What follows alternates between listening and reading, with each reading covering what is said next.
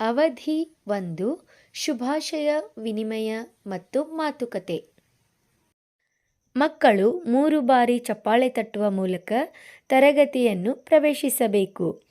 ಮಕ್ಕಳು hi teacher ಎಂದು ಹೇಳಿದಾಗ ಶಿಕ್ಷಕರು ಹೆಲೋ ಕಾರ್ತಿಕ್ ಎಂದು ಮಕ್ಕಳ ಹೆಸರು ಹೇಳಿ ಅವರನ್ನು ಸ್ವಾಗತಿಸಬೇಕು. Karthik, good morning, welcome, have a magical Tuesday ಎಂದು ಹೇಳುವ ಮೂಲಕ ಮಕ್ಕಳನ್ನು ಸ್ವಾಗತಿಸಬೇಕು.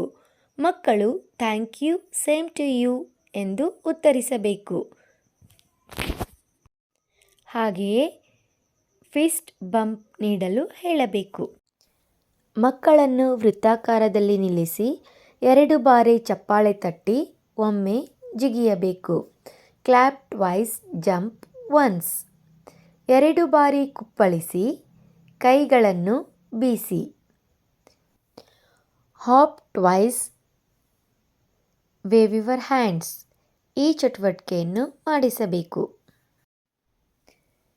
ಮಕ್ಕಳನ್ನು ವೃತ್ತಾಕಾರದಲ್ಲಿ ನಿಲ್ಲಿಸಿ ಶಿಕ್ಷಕರು ವಸ್ತುಗಳು ಇರುವ ಚೀಲದೊಂದಿಗೆ ಮಧ್ಯದಲ್ಲಿ ನಿಂತುಕೊಳ್ಳಬೇಕು. ಶಿಕ್ಷಕರು ಕಾಗದದ ಚೆಂಡನ್ನು ಪಾಸ್ ಮಾಡಲಿ.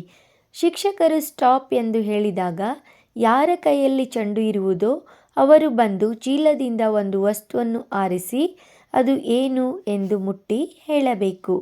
ನಂತರ ಮಗುವನ್ನು ವಸ್ತುವನ್ನು ಹೇಗೆ ಗುರುತಿಸಿತು ಎಂದು ಕೇಳಿ ಮಗು ಅದರ ಆಕಾರ, ಗಾತ್ರ, ಬಣ್ಣ ಇತ್ಯಾದಿಗಳ ಕುರಿತು ಮಾತನಾಡಲಿ. ಚಟುವಟಿಕೆಯನ್ನು ಪುನರಾವರ್ತಿಸಿ ಮತ್ತು ಪ್ರತಿ ಮಗುವಿಗೆ ಅವಕಾಶ ಸಿಗುವಂತೆ ನೋಡಿಕೊಳ್ಳಬೇಕು. ಅವಧಿ 2 ನನ್ನ ಸಮಯ.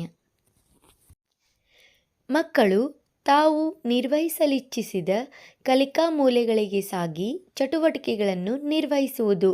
ಶಿಕ್ಷಕರು ಅನುಪಾಲನಾ ಸೂಚಿಯಂತೆ ಕಾರ್ಯ ನಿರ್ವಹಿಸುವುದು. ಅವಧಿ 3 ಬುನಾದಿ ಸಂಖ್ಯಾ ಜ್ಞಾನ. ಅಕ್ಕಿ, ಬೇಳೆ, ರಾಗಿ, ಕಡಲೆ ಮುಂತಾದ ಧಾನ್ಯಗಳ ವಿಭಿನ್ನ ಪ್ರಮಾಣದ ರಾಶಿಗಳನ್ನು ಮಾಡುವುದು. ಮಕ್ಕಳು ವೀಕ್ಷಿಸಿ ಯಾವುದು ಹೆಚ್ಚು, ಯಾವುದು ಕಡಿಮೆ ಎಂಬುದನ್ನು ಗುರುತಿಸುವುದು. ಅವಧಿ 4 ಸೃಜನಶೀಲ ಕಲೆ. ಸ್ವಾತಂತ್ರ್ಯ ದಿನಾಚರಣೆ, ಗಣರಾಜ್ಯೋತ್ಸವ, ಮಕರ ಸಂಕ್ರಾಂತಿ, ದೀಪಾವಳಿ, ಹೋಳಿ, ಈದ್, ಕ್ರಿಸ್ಮಸ್, ಗುರುಪೂರ್ಣಿಮಾ ಮುಂತಾದ ಹಬ್ಬಗಳ ಮಿಂಚುಪಟ್ಟಿ ಬಳಸಿ ಆ ಹಬ್ಬಗಳ ಆಚರಣೆಯ ಸಂದರ್ಭದಲ್ಲಿ ಕೈಗೊಳ್ಳಬೇಕಾದ ಸೂಕ್ತ ಸುರಕ್ಷತಾ ಕ್ರಮಗಳ ಬಗ್ಗೆ ವಿವರಿಸಬೇಕು.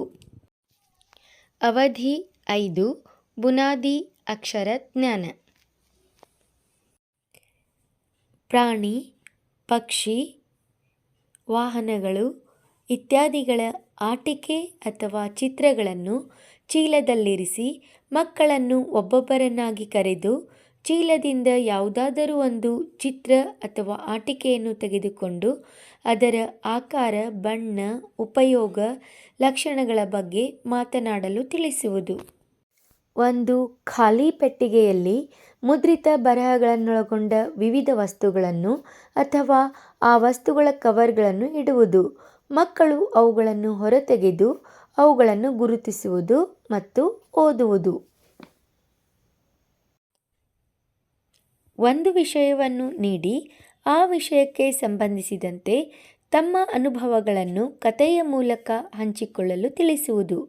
ಈ ಚಟುವಟಿಕೆಯನ್ನು ನಿರ್ವಹಿಸುವಾಗ ಗಮನಿಸಬೇಕಾದ ಅಂಶಗಳು: ಪ್ರತಿ ವಿಷಯಕ್ಕೆ ಸಂಬಂಧಿಸಿದಂತೆ ವಾಕ್ಯಗಳನ್ನು ರಚಿಸಲು ಅಗತ್ಯ ಸುಳಿವುಗಳನ್ನು ನೀಡುವುದು. ಮಕ್ಕಳು ತಮ್ಮ ಮಾತೃಭಾಷೆಯಲ್ಲಿ ಪ್ರತಿಕ್ರಿಯಿಸಲು ಅವಕಾಶ ಕಲ್ಪಿಸಬಹುದು. ಅಂತಹ ಸನ್ನಿವೇಶದಲ್ಲಿ ಶಿಕ್ಷಕರು ಅದನ್ನು ಶಾಲಾ ಭಾಷೆಯಲ್ಲಿ ಅನುವಾದಿಸಿ ಹೇಳುವುದು. ಶಿಕ್ಷಕರು ಮಕ್ಕಳೆದುರು ಕಪ್ಪು ಹಲಗೆಯಲ್ಲಿ ಬರೆಯುವುದು. ಬರವಣಿಗೆಯ ಸರಿಯಾದ ಕ್ರಮವನ್ನು ಮಕ್ಕಳು ನೋಡಲು ಅವಕಾಶ ಕಲ್ಪಿಸುವುದು. ಮಕ್ಕಳ ಹೆಸರು, ಮಕ್ಕಳು ಬರೆದ ಚಿತ್ರಗಳ ಹೆಸರು ಮೊದಲಾದವುಗಳನ್ನು ಮಕ್ಕಳೆದುರೇ ಬರೆಯುವುದು. ಶಿಕ್ಷಕರು ತರಗತಿಯಲ್ಲಿ ಏನನ್ನೇ ಬರೆಯುವುದಾದರೂ ಮಕ್ಕಳ ಎದುರಿನಲ್ಲಿಯೇ ಬರೆಯುವುದು. ಅವಧಿ 6 ಹೊರಾಂಗಣ ಆಟ. ಒಂದು ಮಗುವಿನ ಕಣ್ಣನ್ನು ಮುಚ್ಚಿ ಉಳಿದ ಮಕ್ಕಳಿಗೆ ಬಚ್ಚಿಟ್ಟುಕೊಳ್ಳಲು ಸೂಚಿಸುವುದು. ನಿಗದಿತ ಸಮಯದಲ್ಲಿ ಬಚ್ಚಿಕೊಂಡ ಮಕ್ಕಳನ್ನು ಹುಡುಕಲು ತಿಳಿಸುವುದು. ಕಣ್ಣು ಮುಚ್ಚಿಕೊಂಡ ಮಗು ಅಡಗಿಕೊಂಡ ಮಕ್ಕಳಲ್ಲಿ ಮೊದಲು ಯಾರು ಸಿಗುತ್ತಾರೋ ಅವರು ಈ ಆಟವನ್ನು ಮುಂದುವರಿಸುತ್ತಾರೆ. ಅವಧಿ 7 ಕಥಾ ಸಮಯ. Soni and tomato. ಪಾತ್ರ ಪರಿಚಯ: ಸೋನಿ ಅಮ್ಮ, ವೆಜಿಟೇಬಲ್ ವೆಂಡರ್, ಟೊಮೆಟೊ, ವೈರಸ್. ಒಂದು ದಿನ ಸೋನಿ ಸೋಫಾ ಮೇಲೆ ಕುಳಿತಿದ್ದಳು. ಅವಳ ತಾಯಿ ಬಂದು, ಮಾರ್ಕೆಟಿಗೆ ಹೋಗಿ ಟೊಮೆಟೊಗಳನ್ನು ತೆಗೆದುಕೊಂಡು ಬಾ ಸೋನಿ ಎಂದು ಹೇಳಿದಳು. ಸೋನಿ ಮಾಸ್ಕನ್ನು ಮುಖಕ್ಕೆ ಧರಿಸಿಕೊಂಡು ಪೇಟೆಗೆ ಹೊರಟಳು. ಸೋನಿ ತರಕಾರಿ ಮಾರುವವನ ಬಳಿ ಹೋಗಿ ಫ್ರೆಶ್ ಟೊಮೆಟೊಗಳನ್ನು ಕೊಂಡುಕೊಂಡಳು. ಆದರೆ ಆ ಟೊಮೆಟೊಗಳ ಮೇಲೆ ವೈರಸ್ಗಳು ಕುಳಿತಿದ್ದವು. ಸೋನಿ ಪೇಟೆಯಿಂದ ತಂದ ಟೊಮೆಟೊಗಳನ್ನು ಅವಳ ತಾಯಿಗೆ ಕೊಟ್ಟಳು. ತಾಯಿ ಅವುಗಳನ್ನು ಉಪಯೋಗಿಸುವ ಮೊದಲು ಸ್ವಚ್ಛವಾಗಿ ತೊಳೆದಳು. ಸೋನಿ ಅಮ್ಮನನ್ನು, ಅಮ್ಮ, ಪೇಟೆಯಿಂದ ತಂದ ಟೊಮೆಟೊಗಳು ಇಷ್ಟೊಂದು ಫ್ರೆಶ್ ಆಗಿದ್ದರೂ ಏಕೆ ತೊಳೆದಿರುವಿ ಎಂದು ಕೇಳಿದಾಗ ಅಮ್ಮನು, ಟೊಮೆಟೊಗಳ ಮೇಲೆ ವೈರಸ್ಗಳು ಕುಳಿತಿರುತ್ತವೆ, ಆದ್ದರಿಂದ ನಾವು ಪೇಟೆಯಿಂದ ತಂದ ಹಣ್ಣುಗಳು, ತರಕಾರಿಗಳನ್ನು ಉಪಯೋಗಿಸುವ ಮೊದಲು ಸ್ವಚ್ಛವಾಗಿ ತೊಳೆಯಬೇಕು ಎಂದರು. ಆಗ ಸೋನಿ, ಓ, ಪೇಟೆಯಿಂದ ತಂದ ತರಕಾರಿಗಳನ್ನು ಹಾಗೂ ಹಣ್ಣುಗಳನ್ನು ಉಪಯೋಗಿಸುವ ಮೊದಲು ಸ್ವಚ್ಛವಾಗಿ ತೊಳೆಯಬೇಕು ಎಂದು ತಿಳಿದುಕೊಂಡಳು. ಅವಧಿ 8 ಮತ್ತೆ ಸಿಗೋಣ. ಈ ದಿನ ನಿರ್ವಹಿಸಿದ ಚಟುವಟಿಕೆಗಳನ್ನು ಪುನರಾವರ್ತಿಸುವುದು. ಮಕ್ಕಳು ನಿರ್ವಹಿಸಿದ ಎಲ್ಲ ಚಟುವಟಿಕೆಗಳನ್ನು ಪೋಷಕರೊಂದಿಗೆ ಮತ್ತು ಕುಟುಂಬದ ಸದಸ್ಯರೊಂದಿಗೆ ಹಂಚಿಕೊಳ್ಳಲು ಪ್ರೋತ್ಸಾಹಿಸುವುದು.